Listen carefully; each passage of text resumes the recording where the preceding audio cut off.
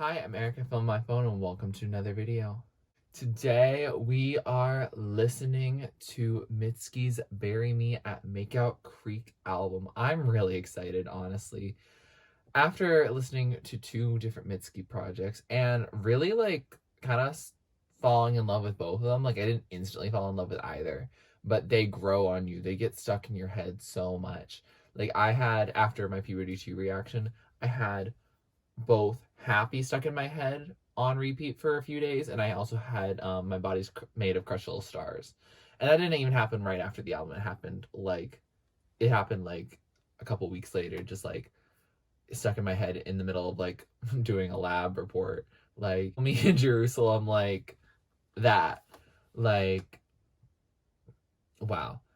Sorry, flashbacking. But yeah, that makes me really excited to see what even her earlier projects are. I wonder if they're still equally as risky, equally as catchy. I have no idea what to expect. But I know that I am expecting great things, so hopefully that doesn't cloud my judgment. I hope I'm not getting way too high of expectations. But I've been told and requested to listen to this album, which makes me think that it is a pretty good album and that I should be excited. Anyways, let's get into it. Track number 1, Texas Reznikoff. Oh, rainy type vibes. I wish you could take me upstate. I'm in upstate. Texas is a landlocked state. It touches the Gulf of Mexico, actually. Oh, she gets pretty delicate with her vocals.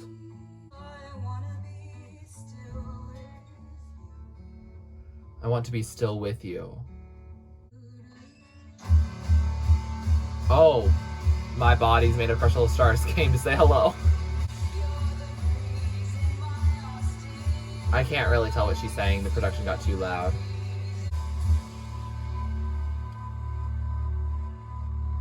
Oh, wow. Okay. So that was Texas Reznikoff. And that was an interesting intro to start an album. Obviously. Yeah. There's a lot of messages even going in this 2-minute thing. I think it's largely about how she wants to be where her love is. And she really wants that feeling of home, and she realizes that she feels at home when she's with this person. And apparently the Texas is a landlocked state is an inside joke between her and the love interest in this, which I'm not used to her having a love interest, I guess. I feel like normally she's just being oh no, I'm so sad, and no one can ever love me, nobody. Exactly. So the fact that this seems like a wistful song about a current love interest is just different, and something that's unfamiliar territory for me. Sonically, it's definitely a sound that only Mitski can really pull off, and I think I need to listen to it again, especially in headphones, to make heads or tails of it. Really, the first part is pretty chill, but the second part, gets the angry type vibe that we've definitely heard on later projects like Puberty 2. So, yeah, it's definitely an interesting intro. Definitely a very Mitski intro. And I think I'm going to have to hear it, first of all, in headphones, and then also hear it, within the context of the album if I feel like it, makes a proper introduction. Track number 2 is Townie. Ooh, we're going definitely much harder with the guitars. Oh, did you hear that vocal run? Okay.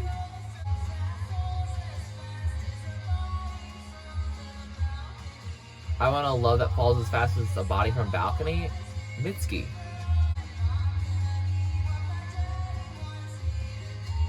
I'm not gonna be where my daddy wants me to be.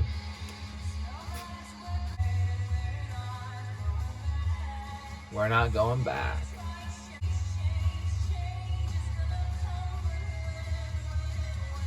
Change is gonna come, but when? Oh. Oh, we're getting a guitar instrumental? Okay, yes. Goodness. I hate that I know that line so well. That's such like the teen angst. I'm not gonna be what my daddy wants me to be. Oh, she's really doing a lot of those distortion and rock, outro kind of things. So that was Townie, and that was a lovely, fun track. That was fun. It was angry, angsty. Very much, we are getting the very much the my body's made of crystal stars moments here. And I'm here for it. Like, I mean, is it dark and violent to be like, I want a love that falls as fast as a body from a balcony? Yes. But I don't know. It definitely gives me like a Lord melodrama, like the chaos of like youth and like we're gonna go party and we're not listening to, what our parents say. We're gonna listen to what our body says. And like, I don't know, like it feels so visceral, it feels so raw. And I really like it. It definitely is also a catchy tune. Like it's playing in my head right now. And I can definitely see this, being up there in the top of the tops. I mean, I know it's only track 2, so I really can't say for sure. But like, I think it could be really, a good time to listen to again. Yeah, sonically, I mean, it's just that, that and those have been so far my very favorites of Mitski's. So I'm really appreciative of it. Track number 3 is First Love / Late Spring. Oh, it seems like we're stripping it back a little bit. Okay, we add some percussion to it. Cool.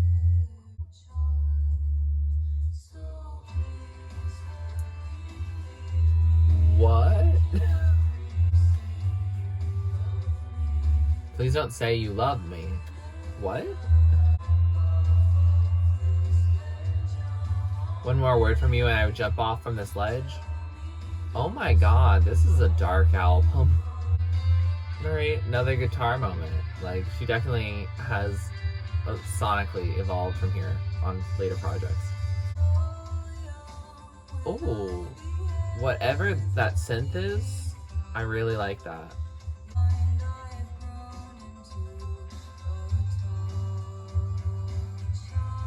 I'm grown into a tall child. I feel that. Oh. Oh. Sorry, it switched and then it switched again in like 5 seconds. Wait, did we key change? I think we might have. Oh. That's such an interesting outro. That's a little different than the past couple. So it was First Love, Late Spring, and what an interesting song. This is the longest on the album, and it's not long. And especially like considering that she put it up like closer to the beginning, like is nice because then like I don't get like back ended with a lot of slower songs. So yeah, I'm appreciative of that track placement. It's also like a pretty catchy song. It definitely gives me like almost like alternative 80s sound. Like I can't name the artist I'm thinking of, but there's like the melody of the chorus feels and like the delivery in it feel very much like 80s alternative. It's something that my parents listen to regularly on the radio, and so like I've kind of like grew up with that sound, so it's not necessarily like my personal vibe, but it is a vibe that I'm like cool with. It's like it exists and it does, I don't hate it by any means, but it's definitely not the type of edge that I'm like as much into. But the song seems like it's about like having the emotions that you do when you first are falling in love and like the terror about it pretty much, and like also the difficulties like the late spring of it, like turning into the realities of summer, like like you're seeing something blossom and then you're like, oh shoot, now we got to do something with this. And yeah, that's like definitely can be a scary thing. And so I like that, she's being real about it. But like the chorus is kind of heartbreaking. Like the please hurry, leave me, don't you say you love me. Like, she's so terrified that she wants to basically sabotage or hope that her partner will sabotage this relationship. So I hope that she's doing like well with that, getting better with that. But since I'm going back in time, I have the foresight and knowing that it's something that she's going to struggle with for a long time. So unfortunately, it's not going to get better in like by like 2016 or anything like that. So yeah, it can be a struggle for people of any age, honestly, and with all different experiences, whether you've been in love once or so many times. Like, yeah, definitely a relatable message. A song I think I need to listen to again in order to know if I like really want to vibe to it again. It's not my initial style. Track number 4 is Francis Forever. Okay, starting off pretty minimalist. Ooh, percussion. Did you say that she wrote this at 3 a.m.? I love that for her. Ooh, she muffled her vocals. I love that. I miss you more than anything. Aw. Oh, I love how we're climaxing right now. Oh, I love this instrumental right now. Oh, so short. I forgot her songs are so short. So that was Francis Forever, and I really liked that song. Like, it's definitely like fading a little bit more from my memory, but I also like before like immediately turning on the camera, like I hit my head on the closet wall. And so my concussion, like that happened a couple of years ago, like right now, my head is feeling a little funky. So remembering things is going to be difficult. It's also pretty late at night. So that's definitely a possibility as well. But I think I enjoyed it. Like I remember the song enough to be like, yeah, this was a fun, it was grungy, it was cool, it was enjoyable. And like lyrically, it's a densely packed song, considering it's only 2.5 minutes, but like there's a lot in there. I interpret it personally as like she misses this person a lot and she really wants them to be put back into their life. Kind of like goes with the Texas Reznikoff um feeling of I can go anywhere, but why travel anywhere if I won't be with you? And I feel like that's how it is with Francis Forever. I can't stand to be like in a part of the world where you don't see me. Like, yeah, I think those are connected thematically. Like, yeah, she really is like, I just really want to be with you. Um which like, is showing that desperation that we saw a little bit in First Love, like those intense feelings that she was having. She's like, please just like let me go. But now she's really saying, no, please stay. And intense emotions, we all can get them, and it seems like Mitski thrives in songwriting with those intense emotions. Track number 5 is I Don't Smoke. Ooh, very distorted guitar.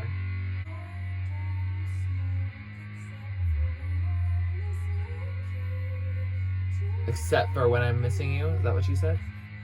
She's explaining why she smokes at certain points, but I need to read those. Ooh, okay, percussion, let's go. Oh, this is gonna sound amazing in headphones. I already know. I'm just kind of vibing with the song right now, just like swaying. I don't really have anything else to say.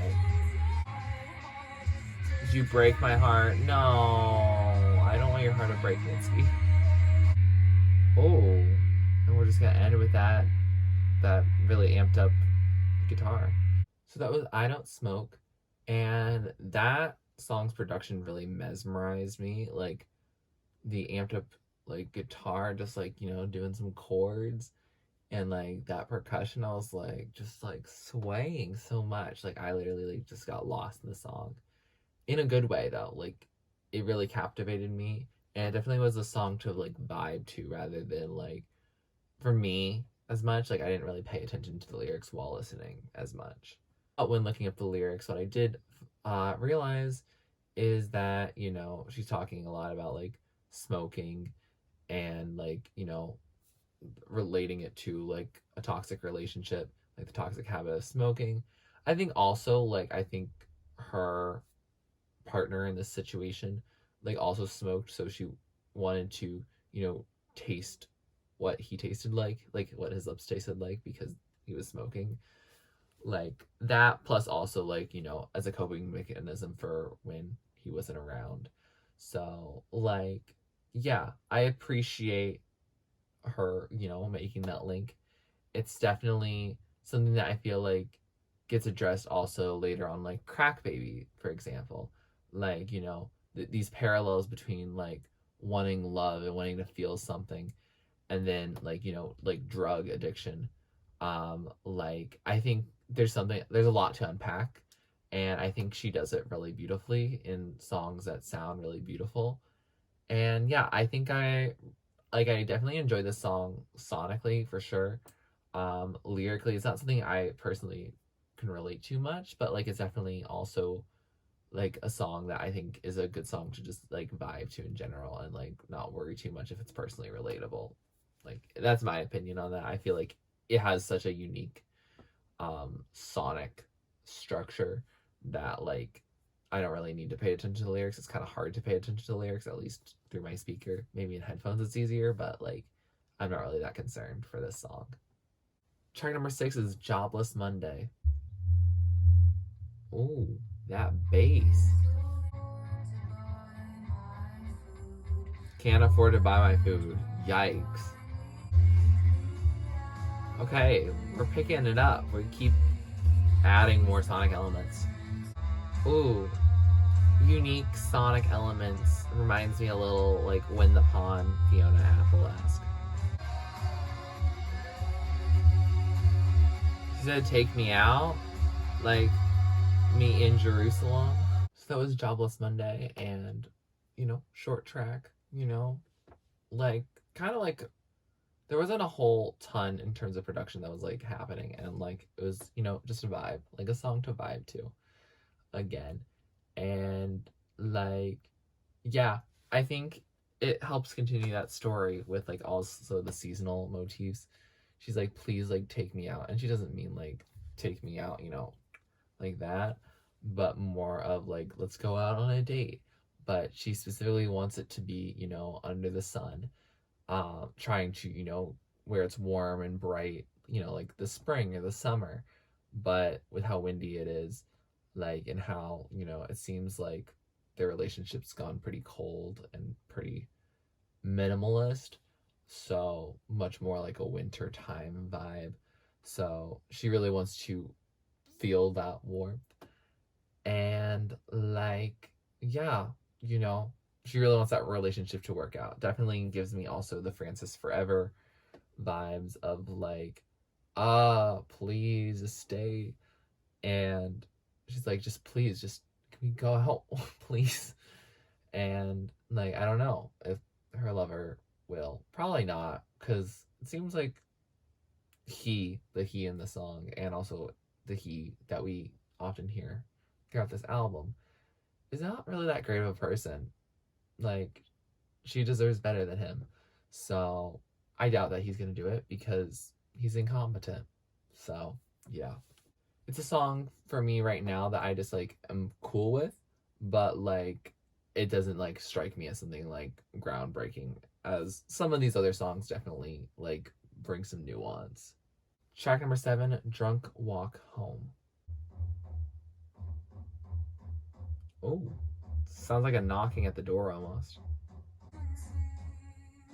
Is she just gonna sing and then have like a little guitar and then this beat? Okay. Okay. I'm tired of your money, me at rich people. Oh, now we went into more production. There's no one else in sight. The guitar that's happening right now, I feel like just like those like strums, like the door knocking kind of thing. Oh, she's just screaming. This kind of gives me I Know the End Phoebe vibes. Okay, Mitski. Okay, I hear you. So that was Drunk Walk Home, and that was a very distinct song. That is not a song I will be forgetting. Wow. That song, sonically, well, there's the screams, there's the there's a knock, knock, knock, knock, knock. Like, it's a lot of jarring stuff. And, like, I kind of vibe with it sonically. Lyrically, I also love the You and Your Money, because, what the heck, capitalism? What's up? What's good? And just also just like the general disillusionment with like the world, and then also like with her partner, she's like, I wore this pretty dress for you, like these heels that literally are killing my feet for you, and you didn't even show up. What's up? Why? And like obviously she's drunk, and so she's going to be more emotional as a result of it, most likely. But I think it also like drunk words can be sober thoughts. Like you just become more uninhibited in how you like talk about the world. But it could also be, alcohol skewing her vision. It could be. But like I think it's very interesting. It's definitely an interesting song. The screams really hit. Yeah. There's many different interpretations online, even on Genius Lyrics. Like, there's a lot of different things. Is it disillusionment? Is it like, oh, was there like some sort of altercation, um, like of the intimate variety that she did not consent to? Um, yeah, and yeah, I definitely welcome your thoughts down in the comments below, because it's definitely a very interesting song, and I think Mitski definitely had a vision for the song, and I don't know if I've fully gotten the vision, but it is a very interesting vision. I know that for sure. Track number 8 is I Will. Okay, this feels like a little more upbeat, a little lighter guitar. I will take good care of you.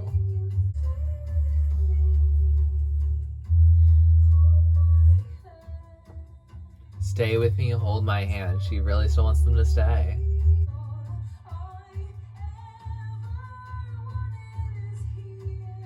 All I ever wanted is here. She really wants that love.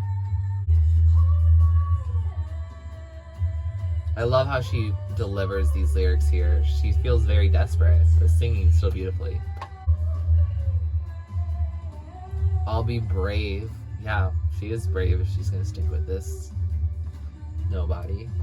So that was I Will, and that was really beautiful, honestly. Like, I didn't fully like grasp the lyrics right away, but reading them, and apparently Mitski said in an interview that this song was intended to be a love song, but she didn't have anyone to write it about, so she ended up being like, this is what I would love to hear. Like, if someone was to write a love song to her, like, that's just the words she would want her partner to say. And it's really sweet. Like, it shows off that she has insecurities. Like, she's worried about the world, she's worried about her body, she's worried about perceptions of her, if anyone wants to even take care of her. And like, it's sweet that like this lover would be there as that person. And I don't think she's asking too much by any means. I think like these are the reasonable expectations, hopefully, in a relationship that she would get. And so I wish her the best in that endeavor. Yeah, I mean, like, I don't think she currently has a lover, but like, what, she's like 30, like she has the whole rest of her life to find that. And yeah, so I'm not concerned for her in that department, but I wish her obviously the best. And it's a lovely song. It kind of makes me feel just happy and warm inside, like, because I can pretend that, like, like Mitski or the speaker in the song is like saying that to us and making us feel, more secure. So I can definitely see this being a song that a lot of Mitski fans really turn to if they're feeling down. Sonically, a pretty chill song. Like it does a few things, but it's not like the previous Drunk Walk Home or anything like that. Yeah, it's a pretty song. Like definitely a song that I'll remember, but is also not like in your face at the same time. Track number 9 is Carry Me Out. She's definitely been doing a lot of bass guitar. Like I can hear it and it sounds great. The scent of flowers still in bloom. Late spring. Oh, I just realized this is in 3/4. Okay. Or did it just shift to this? 1, 2, 3, 1, 2, 3, 1, 2, 3. I can't make out any lyrics, but like the sound of this feels kind of happy. That is until we kind of started raising the production. Now I feel like there's a little more angst. Oh my god, what is that noise? Oh, feels like we're slowing down. We're trying to embrace this whole ending. Ooh, that's a satisfying ending. So that was Carry Me Out, and that was a really interesting song. The production, especially at the beginning of it, and just because sleepiness is starting to hit, and that's not Mitski's fault. Like this album isn't long. It's me. But like I was like, oh, try to pay attention, Eric. Try to pay attention. But the song itself, like I think I enjoy it. Lyrically, lines of untying my hair and then watch my hair produce like the darkness. Like that's just really cool. Like produce like the night. Like, unleash the night. That's the phrase that it was, and it was really cool that she went like that. And then I also was reading in an annotation about like how it kind of like talks about spring again, like the blossom. How I which I caught, but then like also the other references to spring on this album, like the late spring, about how she would jump off the ledge, but now she's just driving when it's raining, and like how like over this year she's like grown up and gotten more mature and like has changed how she would act in certain situations in terms of like love. Like now she's just wishing to the stars that this love interest would carry her out, rather than like before where she would jump off the ledge into love, out of love. Still not clear on that, but like definitely there's like a difference, there's a change, and it's really interesting to see how she's evolved over this hypothetical year, perhaps real life year. Yeah, I think it's a really like cool sentiment to have. I think the song altogether needs to be listened to when I am more conscious, and yeah, I think that's what it just has to do. Nothing against the song itself. I think the song is lovely. I don't think it's gonna be at the top, but I don't think it's gonna be like a song I completely skip or anything like that. I think it's a song that needs to be listened to during the daytime, and yeah, I'll definitely give that like its due credit prior to the release of this video. Track number 10, last track on this album, Last Words of a Shooting Star. Ooh, feels pretty calm. Feels like there's some rain in there, like how she started off this album.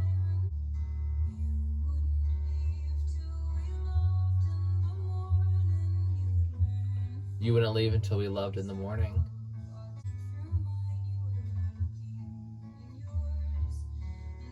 You were looking in your own eyes, just, using mine as a mirror.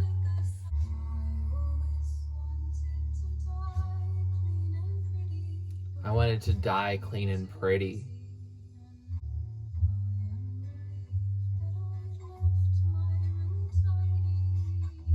I'm relieved that I left my room tidy. Interesting.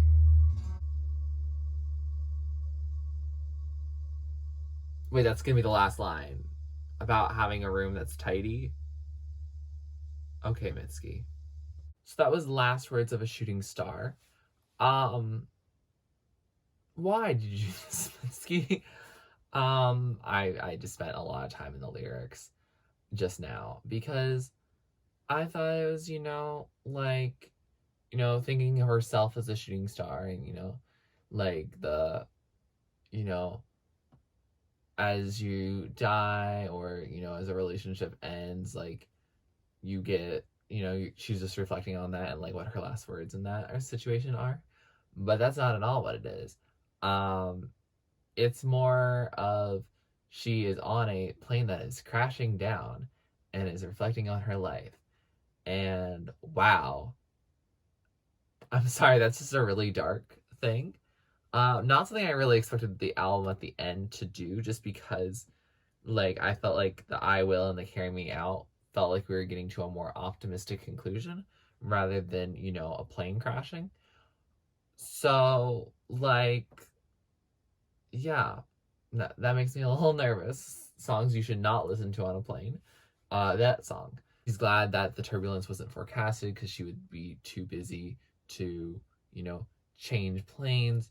She was too busy that even with her depression and her desire to end her life, that, she wasn't doing it. Apparently, the speaker really wants to not be alive anymore. And that's really unfortunate. That's really dark. Not something I personally relate to.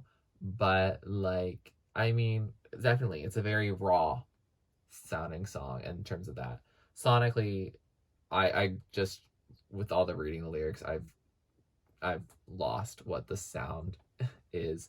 It's too late for me I should not film reactions at this hour. It's just been a very tiring day, personally, but now this woke me up. So now I got to think about that for, 30 minutes. But yeah, ultimately, yeah, I think this song is very interesting, and I think it's a really creative approach to writing, and then allows her to, contextualize the situation and not make it just look like, she wants to end her life.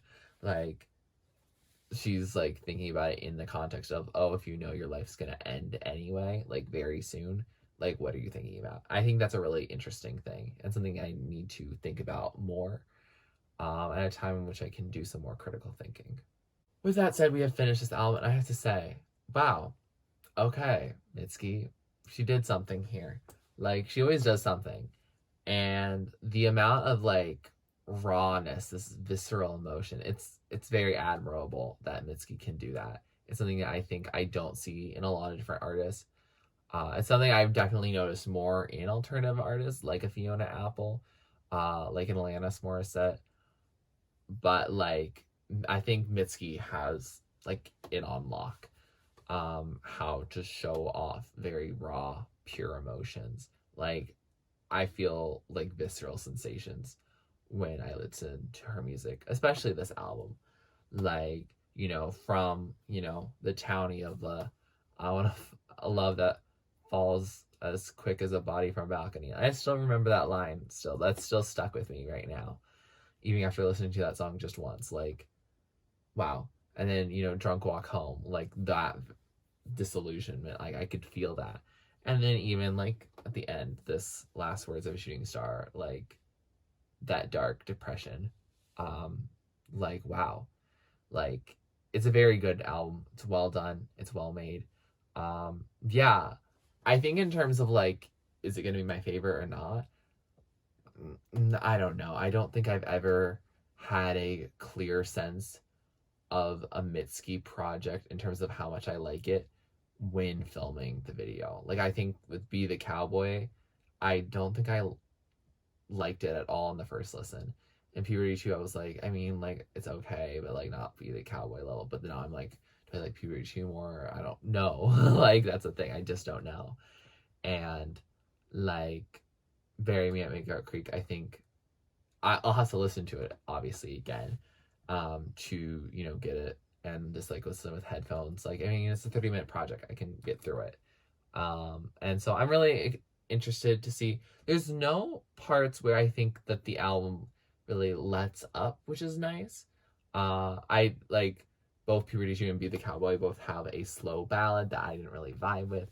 And I don't think there's really that many slow songs. Is there any slow song on here? There's not really. Even like the longest song on here is not really that slow. So like I'm happy for that. Like I'm happy that we are getting like these different sounds, a lot of different emotions that are hitting hard. If it's slower, it's still gonna hit hard. It's still gonna do something unique, and I appreciate that from Mitski. I appreciate that she changes it up each time. With that said, here are some of my favorites. So the top tier, the songs that I love, the ones that stand out to me, the ones I'm going to play over and over. Songs in the middle are going to be added to my playlist, but they might not be at the top of the top. And then songs at the bottom are just not really my thing. Doesn't mean they're a bad song. Doesn't mean they can't be your favorite. They just may not be made for me. And that's totally fine. Like, we can have different opinions. And, Mitski doesn't write songs specifically for Eric. Like, it's totally cool. If you like this video, please like it, please comment down below what you'd like me to react or listen to next. Please subscribe to my channel if you're not ready and you'd like to be. And thanks for watching. This is TurtleStormer. Catch you later. It's storming turtles from out of the sky. Turtles don't need to know why. Just smile big, open your eyes. It's storming turtles, it's storming turtles from out of the sky. Turtles don't need to know why. Just smile